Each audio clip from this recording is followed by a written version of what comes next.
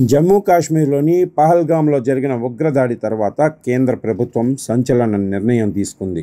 పాకిస్తాన్తో దౌత్య సంబంధాలను పూర్తిగా తెంచుకున్నట్లుగా వెల్లడించింది. ఈ విషయాన్ని కేంద్ర విదేశాంగ కార్యదర్శి విక్రమ్ మిస్రీ మీడియాకు వెల్లడించారు. 28 మందిని బలికొన్న పహల్గామ్ ఉగ్రవాద దాడికి సంబంధించి న్యూఢిల్లీలోని ప్రధానమంత్రి నరేంద్ర మోడీ నివాసంలో బుధవారం భద్రతా వ్యవహారాల కేబినెట్ కమిటీ సమావేశం జరిగింది. అనంతరం సమావేశంలో తీసుకున్న నిర్ణయాలను ఆయన మీడియాకు వివరించారు. పాకిస్తాన్ పౌరులు, పర్యాటకులు ఎవరైనా ఇండియాలో ఉంటే వారం రోజుల్లో వారి దేశానికి వెళ్లాలని అటారీ ఇంటిగ్రేటెడ్ చెక్పోస్ట్ను వెంటనే నిలిపివేస్తున్నట్లు కేంద్రం తెలిపింది. పాకిస్తాన్ పౌరులను ఇండియాలోకి అనుమతించేది లేదని స్పష్టం చేసింది. అంతేకాకుండా ఇండస్ వాటర్ ఒప్పందాన్ని నిలిపివేస్తున్నట్లుగా 1960 సింధు జలాల ఒప్పందం తక్షణమే నిలిపివేయబడుతుందని తెలిపింది.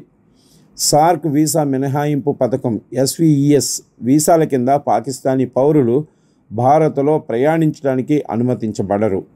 ప్రస్తుతం SVES వీసా కింద భారత్లో ఉన్న ఏ పాకిస్తానీ పౌరుడైనా భారత్ను విడిచి వెళ్లటానికి 48 గంటల సమయం ఉంది.